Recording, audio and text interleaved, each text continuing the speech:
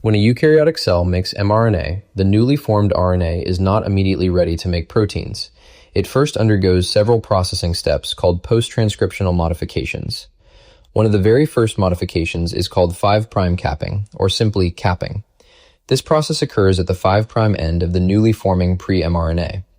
This process happens in three main steps. First, the newly synthesized RNA initially has 3 phosphates at its 5' end. An enzyme called RNA triphosphatase removes 1 phosphate.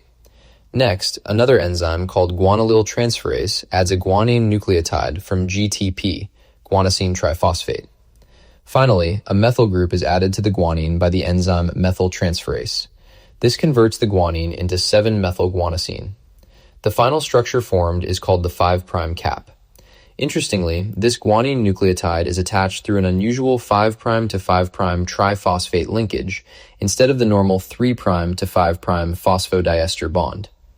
This unusual linkage is very important because it helps protect the mRNA from enzymes that degrade RNA from the 5' end. You can think of the cap like a protective helmet placed on the front end of the mRNA. Without this protection, the mRNA would be unstable and could be damaged easily. This entire capping process happens very early during transcription, while the RNA is still being synthesized by RNA polymerase II. Because it occurs while transcription is still going on, capping is called a co-transcriptional modification. Now, why is the 5' cap so important? It has several important functions. First, it protects the mRNA from degradation. Second, it helps the mature mRNA move out of the nucleus into the cytoplasm.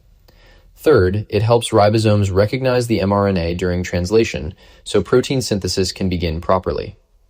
So the 5' cap is not just a protective structure. It also acts like an identification tag that tells the cell that this mRNA has been properly processed and is ready for translation.